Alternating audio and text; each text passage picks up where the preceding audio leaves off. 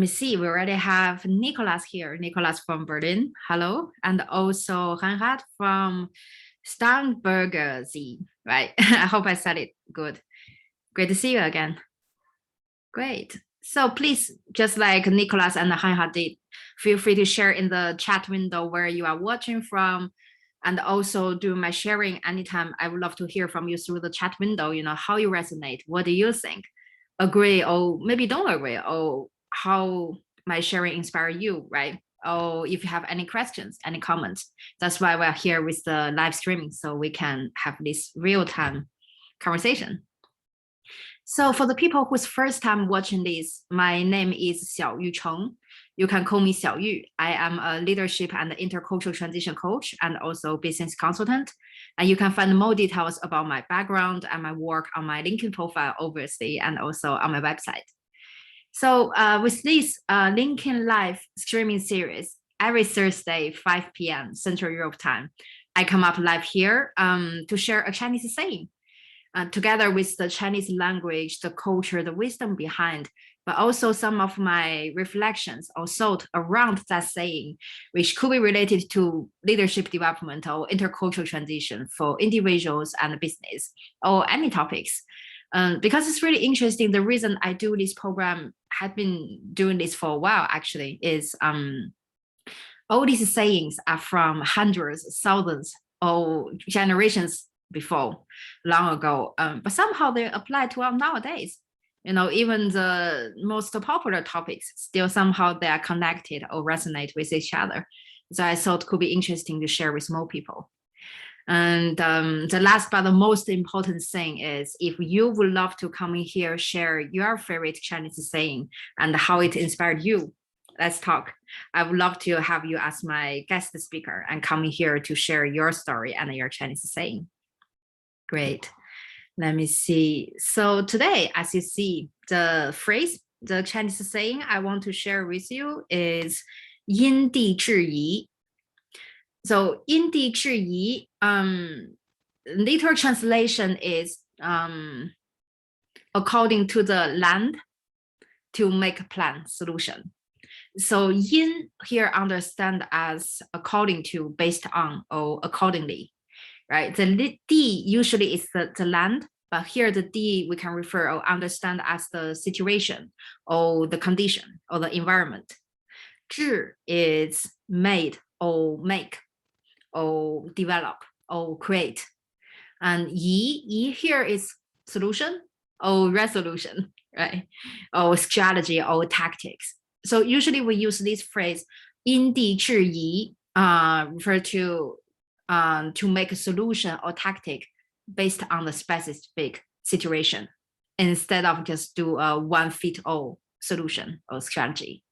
So this phrase actually originally long ago from Han Dynasty. So just like I said, from many years ago.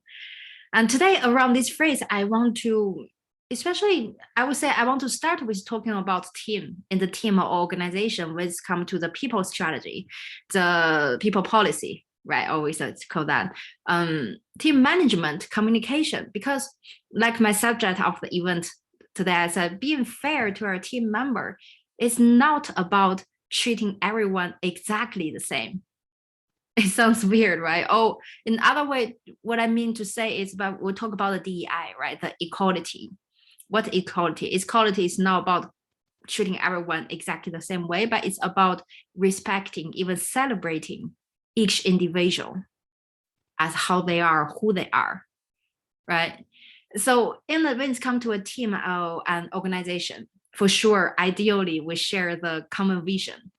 And we are in the same environment, the same vibe, the team culture, the company culture, the norms that people work in.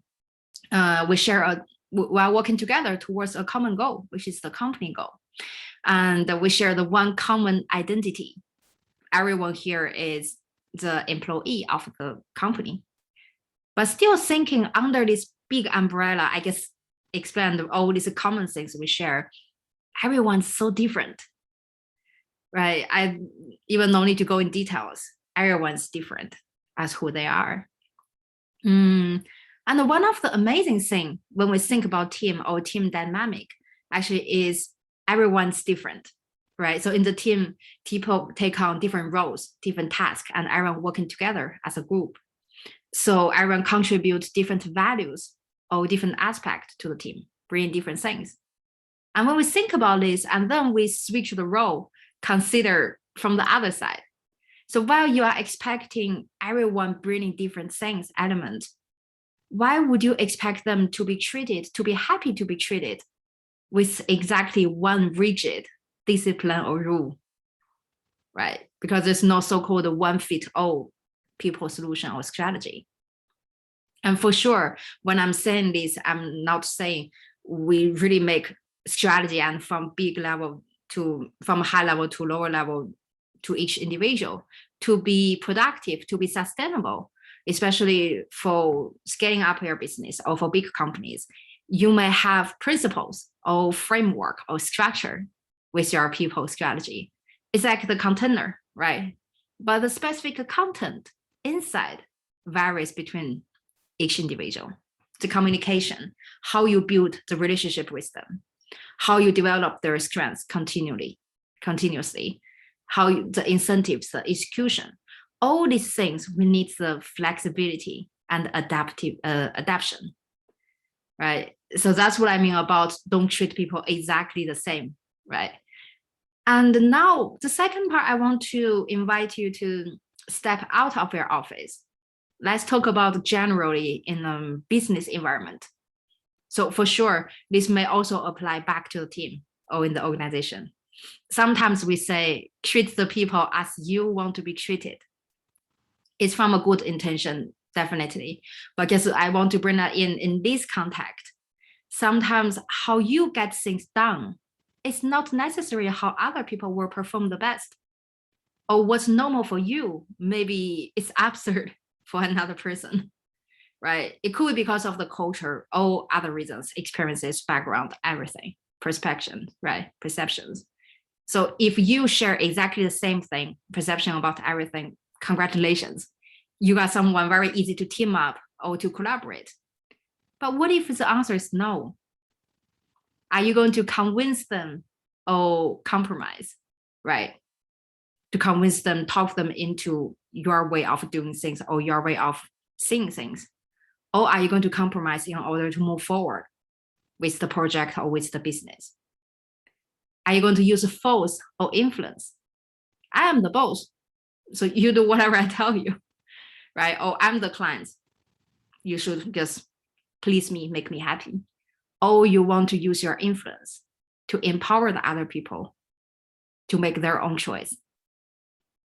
I would say start with building the trust and the foundation based on what you share in common with the people, and then you continue build on from there. But definitely you want to use different approaches, right, to communicate, because everyone engage and everyone pick up the information and emotion, and everyone learn and grows all in different ways. A quick simple example here, when it comes to different culture in business environment. So some of you may know I'm originally from China, from Beijing. So when I was living in Beijing in my early 20s, when I started work, I go to conference, you go to social network events, professional network events, you meet people, you shake hand first time, right? So in part of the Chinese culture or Asian culture, when it comes to a young female professional with a relatively older aged male professional, it is somehow perceived as inappropriate if the male holding her hand for too long or too hard. So sometimes I meet people at this kind of conference and stuff. People just like they hold the fingertip and they shake very quickly, and that's it. And probably Asian culture less eye contact as well.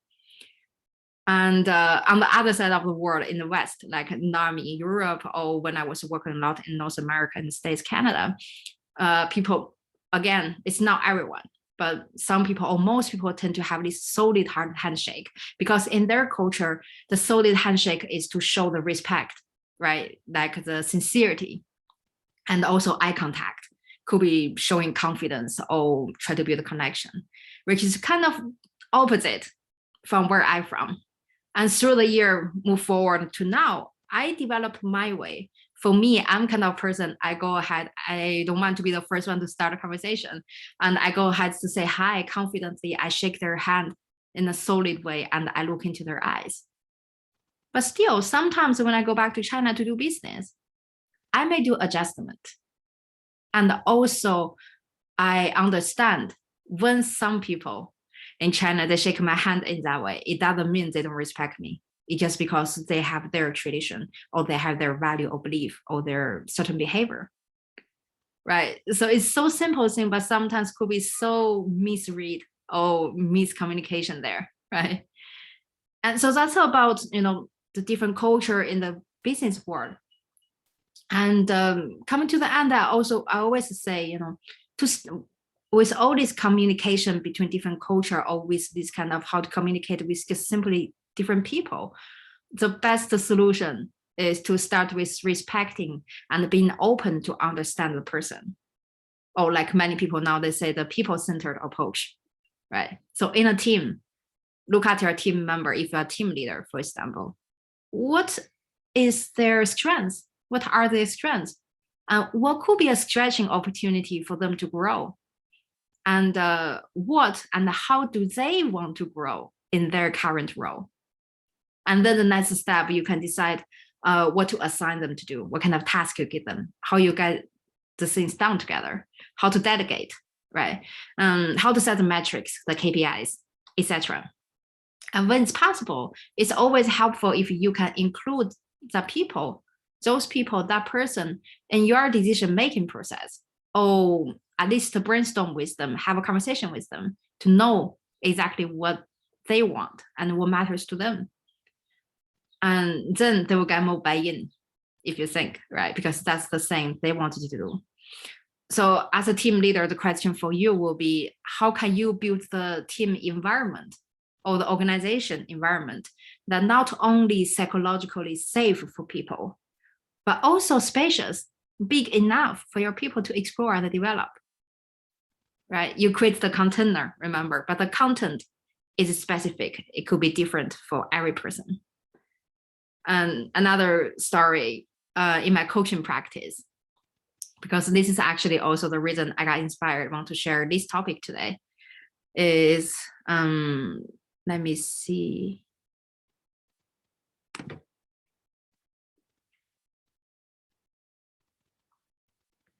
Yeah, please let me know if I think I have a little bit internet issue. Please let me know. And also if you cannot see I'm talking, if the screen is frozen, something, you can always refresh the page. Usually we will come back. So back to my little example. And that's also the reason I got inspired to share this topic today is in my coaching practice. Sometimes I work with coaching clients, we do one-on-one coaching, but it is sponsored by their company, by their employer. And sometimes what's the HR manager or what's their team leader thought will be helpful for the coachee to work on actually is not necessarily what that person is looking for. So, we come in this first session, we set the goals, we talk about, how we move forward with the future sessions and figured there's something different, like a gap, right? For example, a newly promoted manager. So the company was thought, it could be nice to advance their skill set on the leadership development and the communication, right? Now they have a team. But in the first session, the person will say, actually, I want to talk about my work-life integration, work-life balance, because my new role at work actually impact my relationship at home and at work. Because I want to first set a good tone with all these people around me, and then I can focus on my work. What I'm going to do, right? And so usually my solution is we set up a meeting together with the company, the employer, and also the coachee, the person. We have an open discussion. And we set expectation, but also priority. We have short-term goal, but also long-term goal, right? So we say, okay, first session, we want to focus on what, but also long-term goal, but also even after the coaching relationship, how can they continue building on that? So it's a chance to show both everyone, different side in this meeting, how is coaching may support the person. Also, in this case, no matter what the final topic or goal we decide to work on in the future coaching sessions, the coachee will have more buy-in, which means they'll be more engaging in the coaching conversations and result in more improvement or result or value, right? And in long term, actually, if you think it also benefits the company. And on the other side, the company also have this chance to have a clear communication with their employee to say, okay, we invest in this coaching for you, right? What is our expectation, short term, long term? In the end, we bring everyone on the same page, and then we get started. Yeah, so that's also bring us to the end of our sharing today. Thank you very much for being here, join my We Have a Say in Chinese. I truly appreciate every time when I see people say hi or as people sign up all these events, because I feel like it's interesting thing to share with people, and the knowledge is for sharing, right? So every Thursday, 5 p.m. Central Europe time, I will come up live here with a Chinese saying and my thought, my reflections. And even make sure to sign up the event if you couldn't make it on time to the live. I know we all have busy schedules. So you will have the playback available after the event. And the last but the most important thing, don't be shy to say hi. If you want to come in here to share your favorite Chinese saying and how it inspires you. Let me see the chat window. We have Sasha. Thank you, XIAO-YU. Yeah, thank you. Thank you for being here. Yeah, feel like a long time no see. Great. So I would like everyone go enjoy the rest of your day. Have a lovely evening, morning, or night. And I will see you next week. Thank you.